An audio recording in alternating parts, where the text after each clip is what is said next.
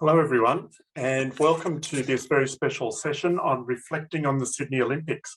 My name's Martin Killian. I'm the Director of Collections, Access and Engagement with New South Wales State Archives. Today's talk has been inspired by the Sydney Olympics items featured in our History Reflected exhibition. And before we get going, I should acknowledge the traditional owners of the lands on which we're all meeting today and pay respects to elders past, present and emerging. That History Reflected exhibition is a new exhibition produced especially for the Museum of Sydney to mark the partnership between New South Wales State Archives and Sydney Living Museums.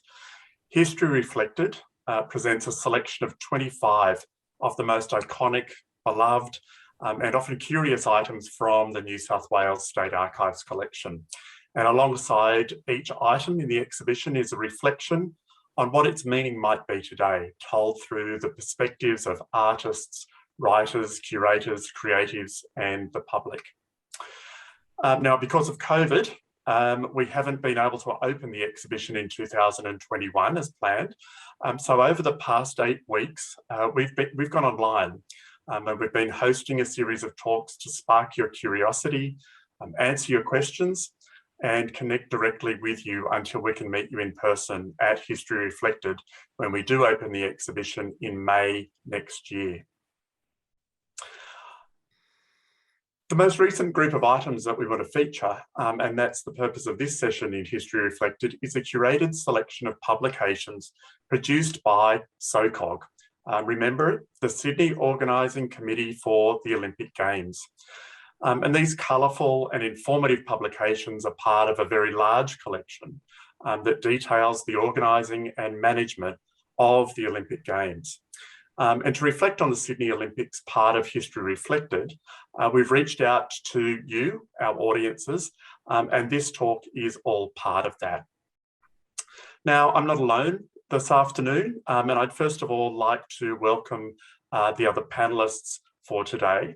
And the first of these is Dr. Penny Stannard, our Head of Curatorial here at Sydney Living Museums and New South Wales State Archives.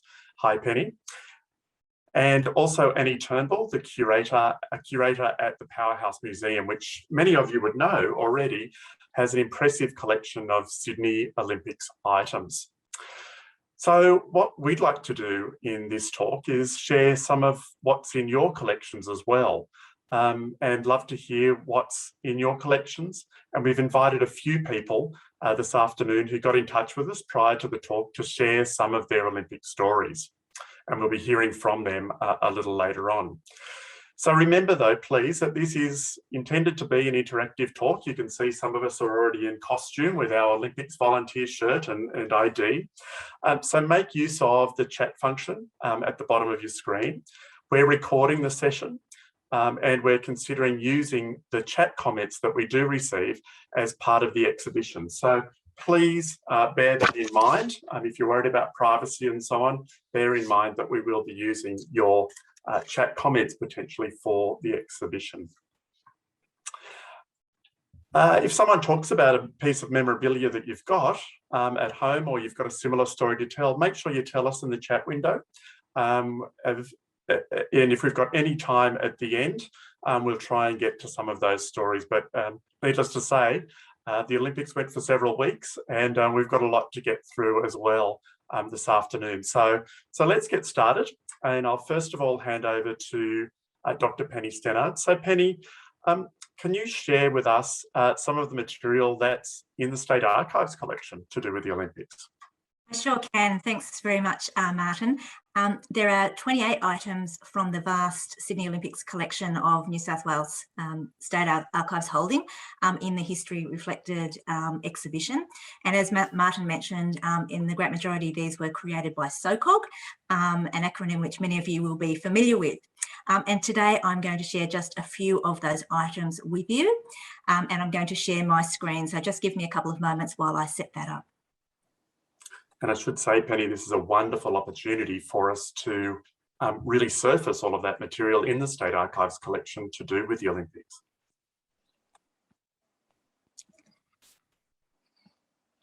Well, who could forget the spectacle that was the Olympic Games opening ceremony? I was lucky to be one of the 110,000 people sitting there in the audience at the stadium that night on Friday, the 15th of September 2000. And on the screen here are two of my favourite pages from the night's official program. The official program is one of the items featured in History Reflected. The program sets out the order of proceedings for speeches, performances, the athletes' parade, and the arrival of the Olympic torch and lighting of the cauldron. Can you guess the artist whose design work is featured here?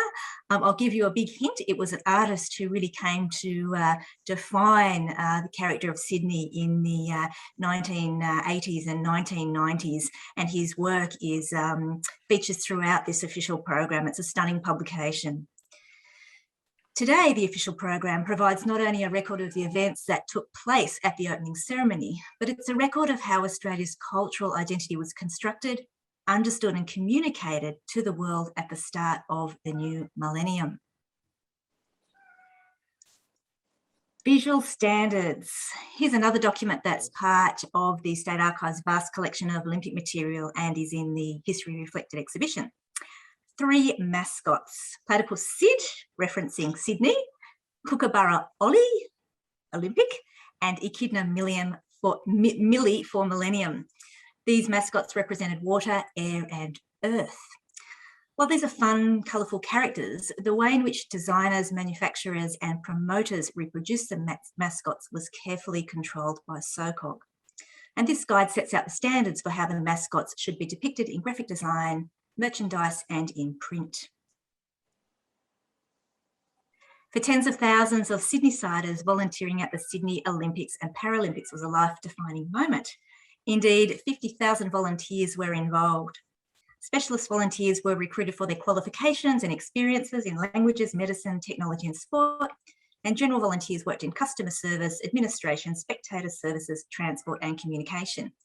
And here on the right side of the screen is an invitation to the 1998 launch of the Volunteers program, 2 years out from the Games. And on the left is the Volunteers Handbook, a publication that would no doubt be in many libraries, home libraries today. These records contribute to the history of volunteerism in Sydney as well as the Games. And the Olympics and Paralympics was perhaps the largest mobilisation of volunteers in Australia since the Second World War. The Olympic torch made its way from Greece to the Pacific before arriving in Australia near Uluru on the 8th of June 2000. The first leg of the relay was run by Nova Paris-Kneebone and the last Kathy Freeman, who carried the torch through the Olympic Stadium during the Games opening ceremony and lit the cauldron. All in all, the torch was carried in its relay by 11,000 people. 6,000 of those were selected by the Australian general public because of their outstanding achievements or community service, while the remaining 5,000 torchbearers were Olympians or chosen through sponsors, media partners, and SOCOG. Incredibly, the torch travelled 27,000 kilometres around Australia. What a journey. Tickets to the Games went on sale in May 1999. In that year, Australians purchased nearly 2 million tickets through public ballots. In the lead up to the Games, controversy erupted over how many tickets remained unsold. At the last minute, sales boomed as local enthusiasm for the Games intensified. Security features incorporated into the ticketing included holograms and 3-part paper processes. At the top of this slide here is a sample ticket that was developed in 1996, where some of the design ideas and security features were trialled. At the bottom are my tickets to the opening and closing ceremonies and the athletics program. Now, these tickets, or my tickets, aren't in the exhibition. The sample ticket is, because they're stored in a little yellow suitcase in a cupboard at my home. These little yellow suitcases were placed on each audience member's seat in the Olympic Stadium for the opening ceremony. And I must confess, it wasn't until last week that I had opened mine since that night itself. Until my amazement, the torch and disco flashing wristbands worked perfectly once I switched them on. I really enjoyed going through all the bits and pieces in the suitcase. It triggered my memories not only of the event that was the Sydney Olympics, but also of Sydney itself, its people, sunshine, and the joy that was on so many people's faces when the best games ever came to town. Fantastic. Thank you, Penny. Wonderful. And we've already started receiving comments through the chat box from people who can't believe it's 21 years ago and how wonderful Sydney and the world was at that time. So thank you very much for getting us going. And we couldn't hold a session like today without the involvement of the Powerhouse Museum. So Annie, I'll go over to you. I'm sure there's already a few people here today who would have seen some of the items in the museum's collection to do with the Olympics, but can you tell us about some of those items? And I think Penny will organise your screen. Oh, thank you so much, Penny. Thank you very much for the introduction. So exciting to be here and talk about the Olympic collection. So as you said, so probably people do know that we've got quite a good collection, over 1,000 items, mainly digitised on our website. So we were gifted those in 2001 by SOCOG, and really what we've collected is material that covers the opening and closing ceremony, a lot of the props, costume. We've got design material that looks at the different iterations of the torches, Paralympic and Olympic torches. And so we've collected in the way that the museum really collects, which is looking at design, technology, innovation, textiles, fashion, and a bit of social history. So next slide, please, Penny. Oh, just before, actually go back, because that's the Cupid doll. And I don't know if people remember that. So that was from the closing ceremony, and it was to John Paul Young's singing, Lovers in the Air, quite terrifying in real life. So we have one of these out at the museum's Discovery store at Castle Hill. And next slide, please, Penny. So we also have the podiums that were for the medal awards, silver, gold, and bronze. And Brian Thompson was the artistic director. So it's great to have material that so many people worked on. So there were thousands of people employed making the material, the costumes, the woodwork, the polystyrene, the fiberglass that these are made out of. So this was for the awards for the medalists. Next slide, please, Penny. Last year, as we all know, was the 20th anniversary, and the museum ran tours out at MDC, the Discovery Centre, in September and October. And we were just coming out of the first time of COVID, and so we could only have limited numbers. But we did put a lot of this online, and this costume by Jenny Key, which was in the opening ceremony, was one of the most popular items. So 4 fashion designers were involved in designing the costumes that looked at different nations and also looked at sort of elements of Australian culture like the sea. But this was definitely from another continent. Next slide, please. Now, this is my favourite, I have to say, how could you go past the prawn bike? And it was from the closing ceremony, referencing, it was from the Parade of Icons, and it was referencing Paul Hogan in that parade. And people may remember that he was in a series of ads advertising Australia to Americans, talking about putting another shrimp or prawn on the Barbie. So this is fiberglass.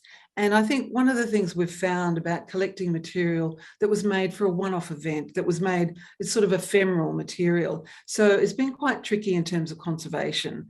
So this charming man with his prawn legs, the legs are starting to kind of decay a little bit. So it's good to conserve it as a bit of a challenge, because they get bored otherwise.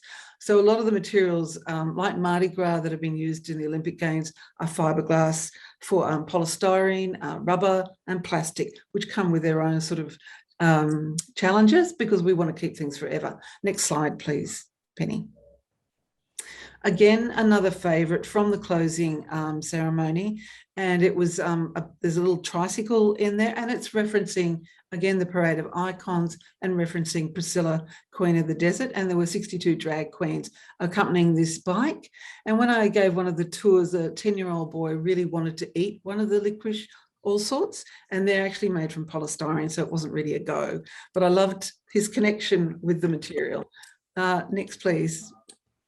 So this is a fantastic object that was commissioned and made by Gavin Flick and his wife and son.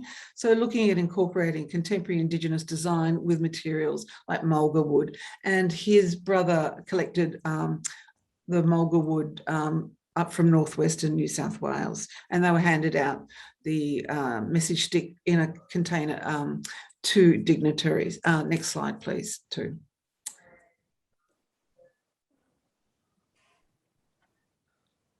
And of course, so many people, I thought there were more than 50,000, but so many people were volunteers and have such strong memories, and people who came through the tours gave us their memories, which was wonderful. So this particular costume is from a volunteer who worked on a lot of the organisational activities. And we got this, you can see what I learned from the people coming through was that the different colours in the actual pants and the top reflected the kinds of duties that volunteers had. Next slide, please. What's also been a benefit for the museum is that we collect Speedo, both competitive and non-competitive, and we were recently gifted these two swimsuits that were the style used in the Olympic Games, but they're actually signed by Susie O'Neill and Michael Klim, but weren't used. So the ones used would have been stretched and also suffered a little bit from the chlorine in the pool. Next slide, please. And how can we go past the Olympic Games without thinking and reflecting on Cathy Freeman? What a remarkable athlete. This is from an exhibition we did in 2002 and has her running suit, which unfortunately we don't have in the collection, and a photograph of her competing. And next slide, please.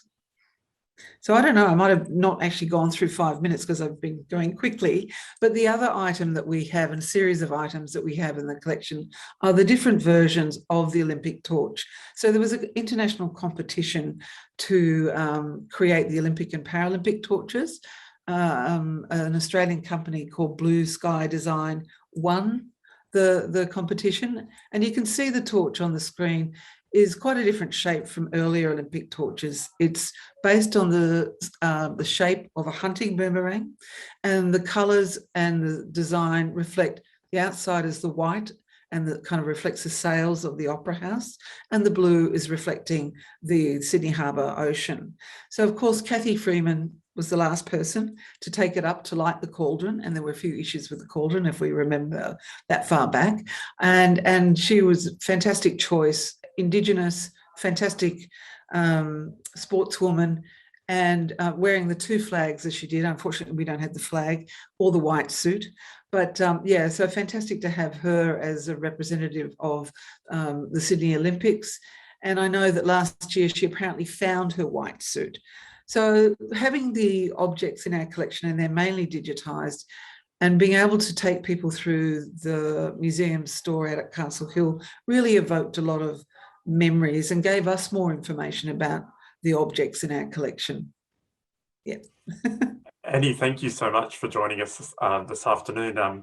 Absolutely, even the images, let alone actually seeing the objects, has evoked so many memories for people. It was an amazing time. The eyes of the world, I think, was the expression, were on Sydney, and it was an extraordinary time of social interaction. Everyone talked to each other on public transport that you wouldn't normally do. You'd normally sit there looking out of windows, and we're drawn back to those times through that wonderful showing of some of the material that the Powerhouse has got. So thank you so much for that. It was fitting for you to end your presentation, Annie, for which many thanks, with the torch, because one of our attendees here today, Jordan, got up very close and personal with the torch, and I might hand over to him to tell us about it. Jordan, are you there on the line? I am. G'day, Martin. G'day, everyone. Hi. Tell us the story. Thank you for that introduction, and thank you to Sydney Living Museums for hosting this event. It's quite incredible to walk down memory lane. I've been a supporter of SLM for a long time and love the work that you do. So it's a real privilege to share my Olympic story with you today. Well, as Martin said, I'm Jordan Hodson. I'm joining you on Wallamadigal country, Wallamadigal land, Undarig country today. So I'd like to pay my respect to elders past and present. The story that I wanted to share with you is about something that happened to me during the Olympic torch relay. And I've even dressed for the occasion and surprised that it still fits, which is quite remarkable in itself. I must have picked one size up at the time. So I was nominated by my school and lucky enough to be selected as an escort runner. And so this meant that I had the great honor to run the streets of my local area in the city of Ryde on day 98 of the torch's 100-day journey across Australia. So I escorted 5 torchbearers, and my segment went past many of Ryde's iconic landmarks, including the Ryde Aquatic Leisure Centre, where the Olympic heats for the water polo were hosted. And so during one of the handovers between the torchbearers, I was standing to one side and soaking up the atmosphere with all the people lining the streets to watch the relay. And I was catching my breath, and suddenly I felt this searing heat across my face. And it was followed very quickly by the smell of burnt hair. And what had happened is the 2 torchbearers who were exchanging the flame were also exchanging a warm embrace, and the lit torch had swung across into my face.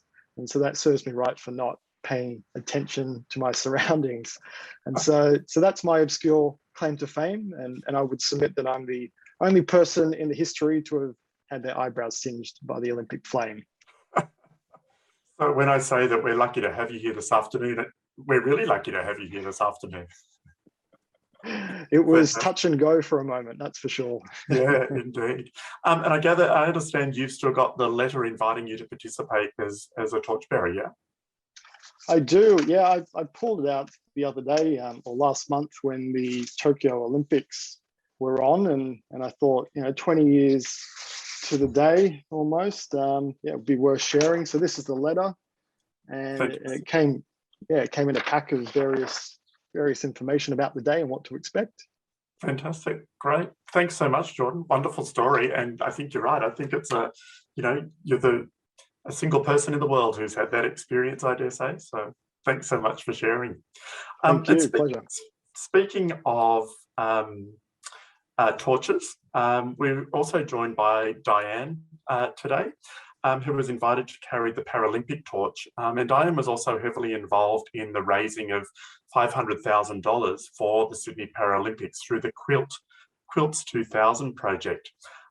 Diane, can you tell us a little bit about that project? It really was quite a collection of quilts, so we're fascinated to hear from you. Yes, we're 10 of us, led by Margaret Wright, Karen Fowle and me, decided that we were a bit fed up with the thought of several weeks of non-stop sport on television, but we wanted to be a part of the whole thing. And so we wanted to raise money, and we decided on the Paralympic Games. And so 638 quilts were donated to us from around Australia, made by 2,000 people. And we sold them on the internet internationally. Yeah. In 2 years, we had 80 exhibitions around the world, around Australia. It culminated in, it became the decor feature for the Athletes Village. And for the Paralympic Games, it was for the chair, the board, it was on their lunchroom, as well as being in the Athletes Village. So we sold over 95% of the quilts. And in fact, mine, and we wrote a book about it. So that's Karen and I wrote this book. Yes. But mine is actually in the collection of the Powerhouse Museum. So, there you go. That was the quilt that I contributed. Wow. So I don't actually have it, but I know where it is. Yes. And so as a result of it, we were named the best fundraising project of the year by the Fundraising Institute, and the Fin Review, we won our category for fundraising. So I was actually awarded an Australian Sports Medal, which I'm wearing it. It came with 2, and it's the first time I've ever worn it. Wonderful. And when I heard that I got it, my son said to me, "Oh, good, Mum, does that mean you can play sport now?" So they were less than impressed. Yes, indeed. Thanks but anyway. So much. That's a wonderful story.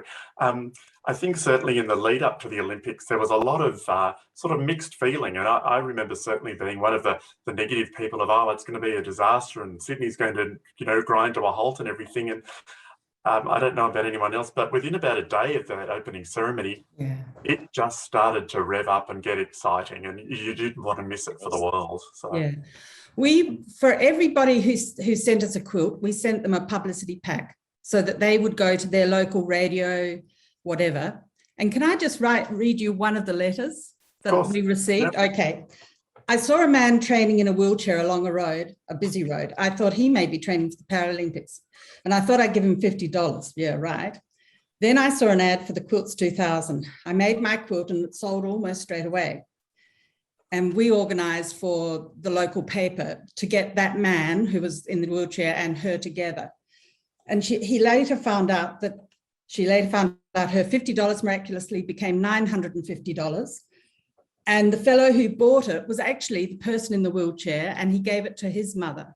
Really? As a thanks for her support. So that's sort of the feedback that we kept getting. So we knew it would be a huge success. Yes, yeah, wonderful. Thank you so much for joining us this afternoon. Wonderful. And of course, Diane was included in the Max Walker and Jerry Gleason book, The Volunteers, which is a collection of stories told by volunteers who worked on and around the Games.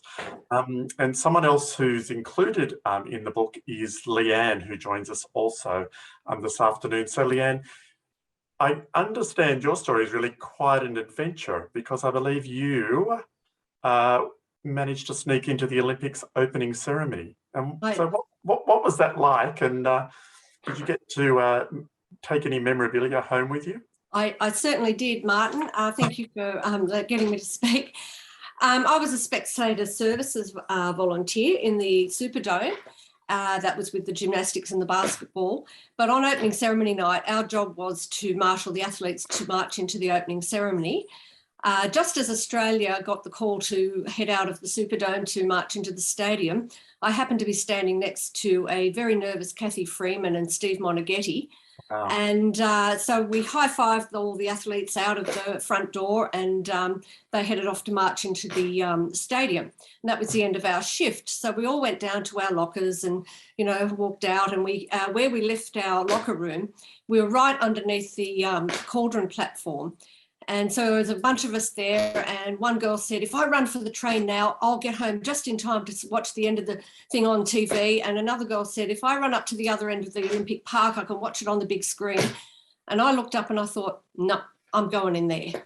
So and anyone else who was a volunteer would know that we had to be very careful we didn't lose our volunteer job by doing the wrong thing. However, I was prepared to take a risk.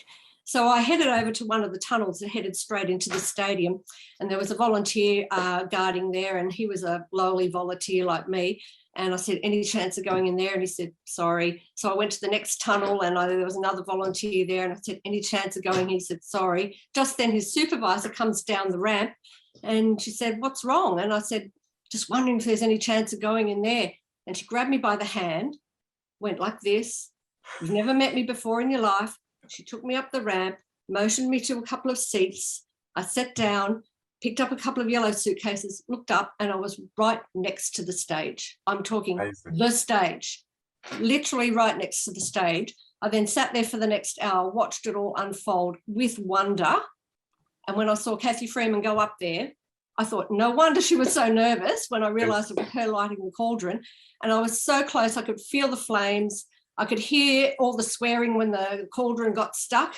I could hear them running around trying to fix it. It was just absolutely mesmerising, and just an opportunity of a lifetime to be sitting there in the VIP pit watching the end of the opening ceremony. It was just fabulous. Yes, how wonderful. How absolutely wonderful. And yes, I think we all held our breath at that cauldron moment where you weren't quite sure whether it was a deliberate pause or whether something no, it was definitely not deliberate, and I can tell you they were running around like crazy and swearing. I bet. There was a lot of blood, sweat and tears evoked at that moment. So yeah, wonderful. Thanks so much, Leanne. Wonderful for you to join us.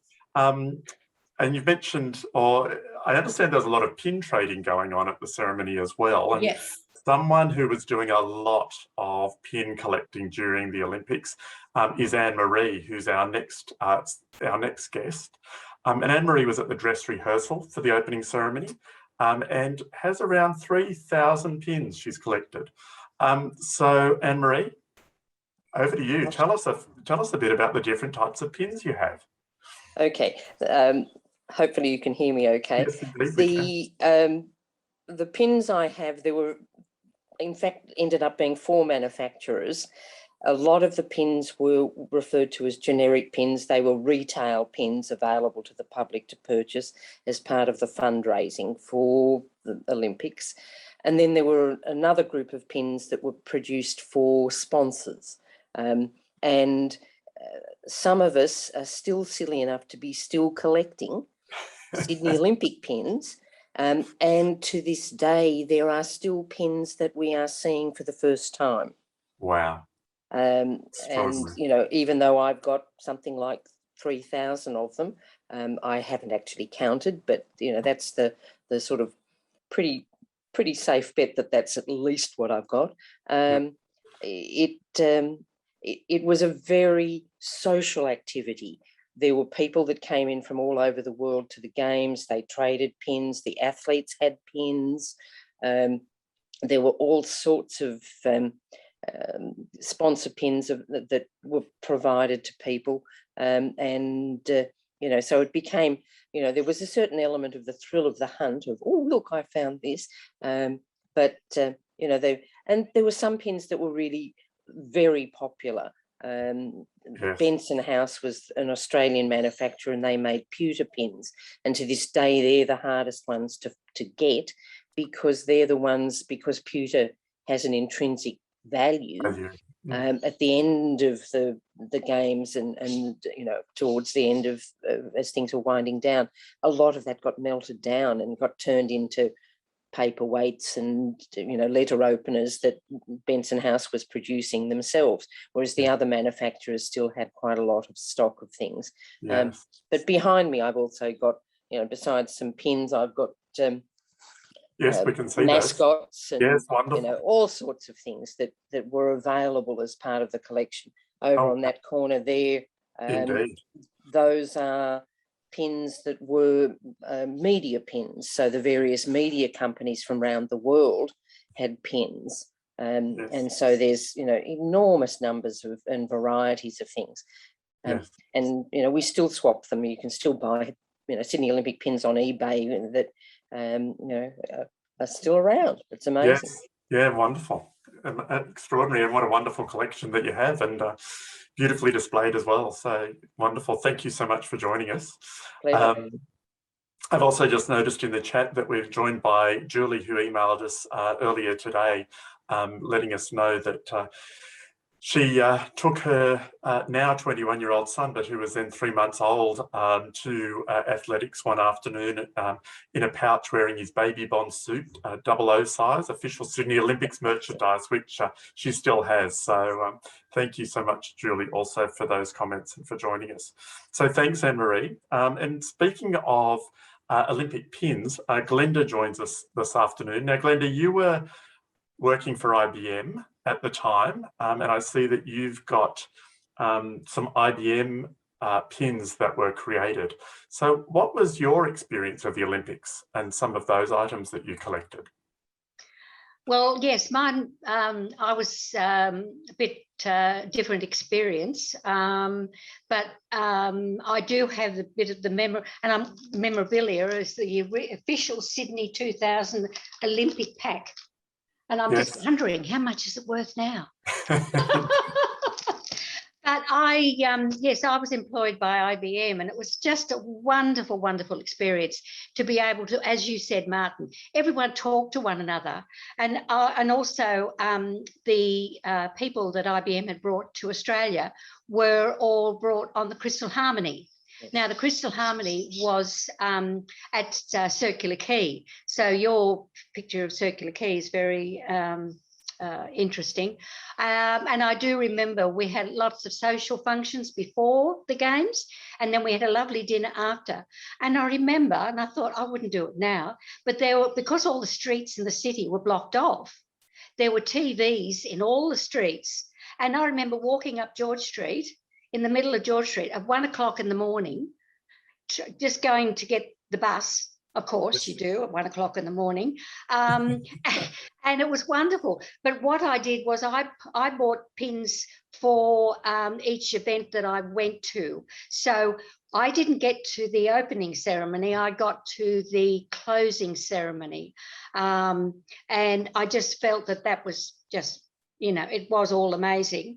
I said before, when we were chatting before, that the buses, the people that drove everybody around, those drivers came from all over Australia, and they brought their buses to Yes. Sydney, and to be able to be directed around some of the streets. Sometimes we ended up going the wrong way, and Yes. they had to back up.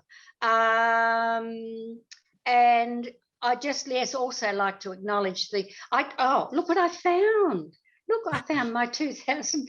Your lanyard, yes. My little lanyard, yeah. I went to the bottom of my drawer where I keep all my different lanyard things. I just like to acknowledge all the volunteers, that what they did. I mean, everyone was just so amenable and helpful, and there wasn't one, everyone had patience. Yes. It was just absolutely amazing. Yes.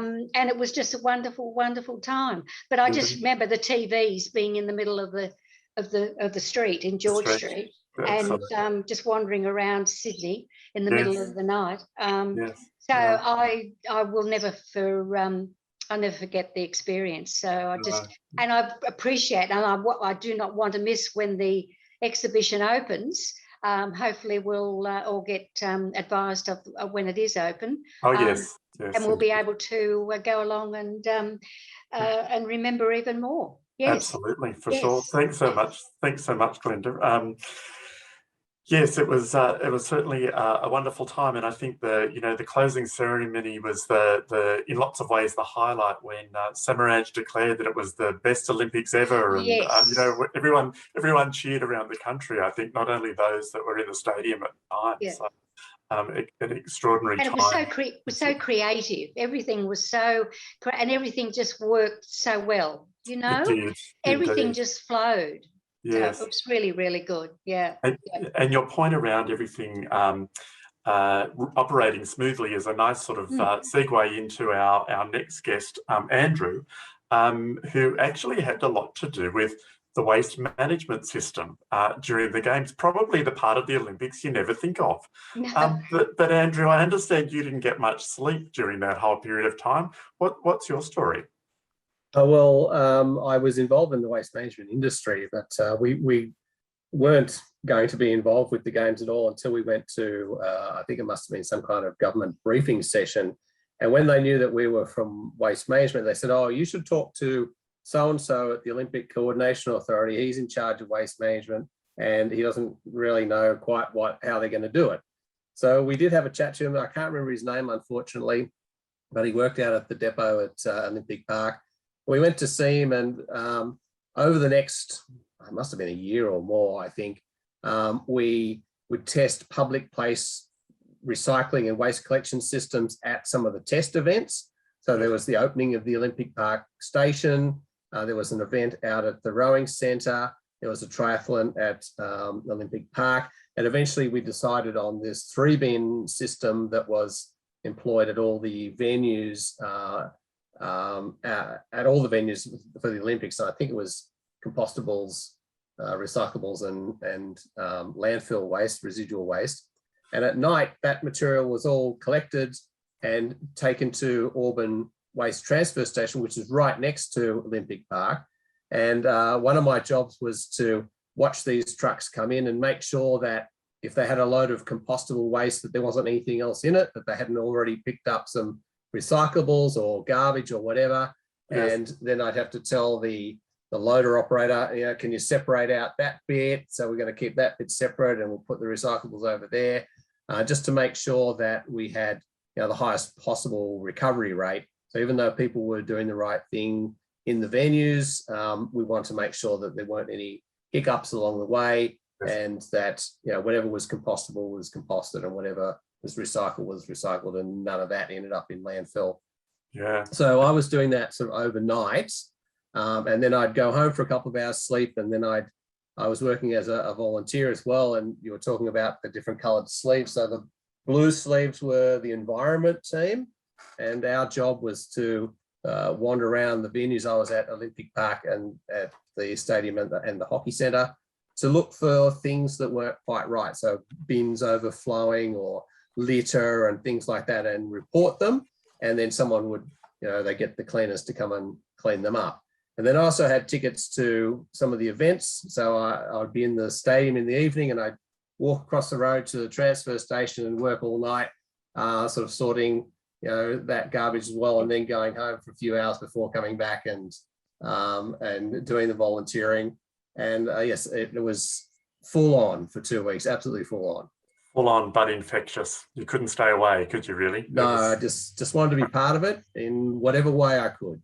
Yes, no, absolutely. And clearly you've collected some memorabilia along the way. You're well bedecked this afternoon with hat, a variety of clothing. Pass, the original shirt.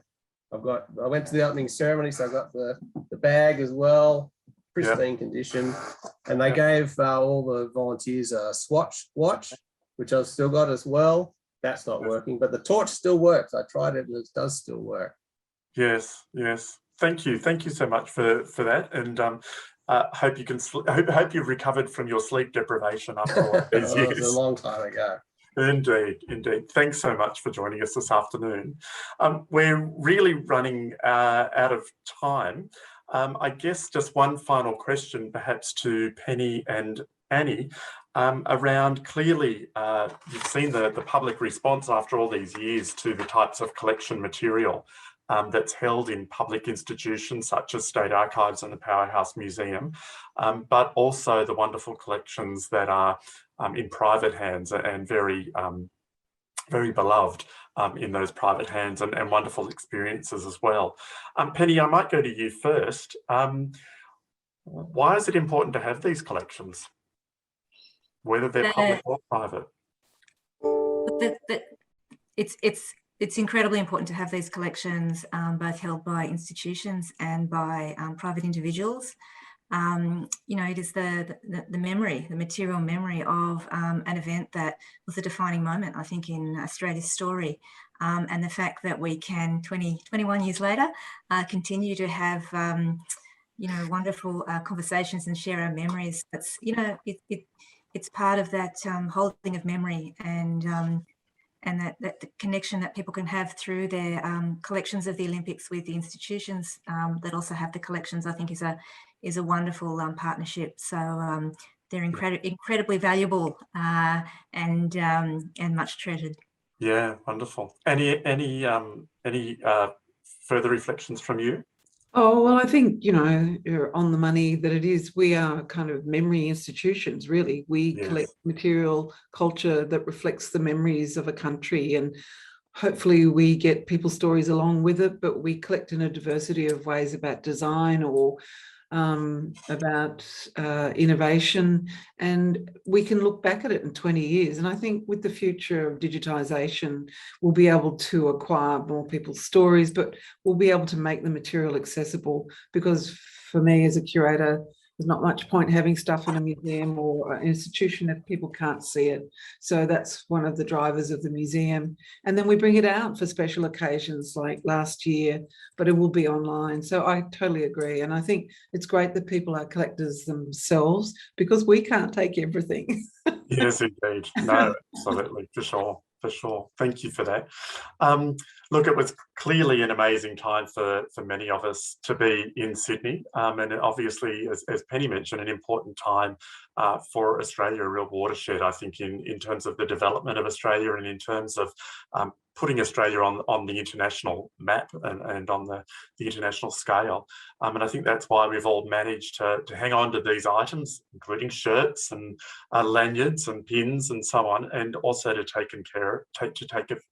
having taken care of them, and whether that's in formal public collections such as ours at State Archives or the Powerhouse, or whether it is at home.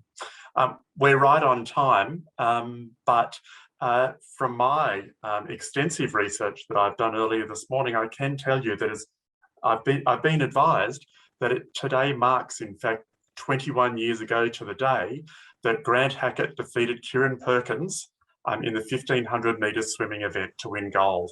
And of course, Perkins came second. Amazing to think that was 21 years ago. And there's wonderful online information about how Grant Hackett sort of didn't feel all that loved by having beaten Kieran Perkins, the crowd favourite and the sentimental favourite in that event. Look, I'd like to finish by thanking everyone who's contributed to today's discussion, to Penny, to Annie, to Jordan, Diane, Leanne, Anne-Marie, Glenda and Andrew, as well as to all of those of you who've joined us on the chat and watched us this session at home. As I mentioned earlier, History Reflected at the Museum of Sydney will open in May 2022, and May next year. It'll be on us before we know.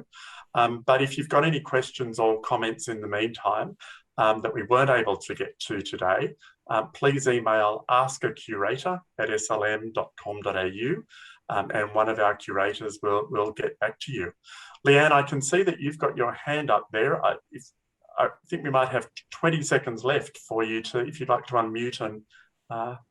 Thank you. That was exactly what I was going to ask while we have Annie and Penny here. I would love to donate some of my memorabilia if they're interested in it. But also, as the daughter of an Olympian, my father was in the 1956 Olympics in Melbourne. He was the first, the part of the team of the first gymnasts for Australia. I also have some of his memorabilia. So I'm interested in donating some memorabilia if either Annie or Penny are interested. Yeah. Annie, I might get you to respond to that one. Powerhouse would be the most obvious place. Yeah, look, thank you. That's really generous of you. And it would look, we just would have to see what we've already got in terms of the material. Obviously, we don't have your father's material, but just it would be better. Maybe you could email it through Penny and then she could send it on to me. Yeah. If we can communicate that way. That would be really great. Yep. Yeah. Will do. I'll send some photos. Yeah, that'd be all right. Thanks. Good. Thanks very much for that, Annie. Thank you, Leanne, for that. All right, it's probably time for us to go onto YouTube, relive some of those memories from Sydney 2000. Thank you all for participating in this History Reflected event, and we look forward to seeing you at the exhibition in May next year at the Museum of Sydney. Bye for now. Thank you again. Thank you very much.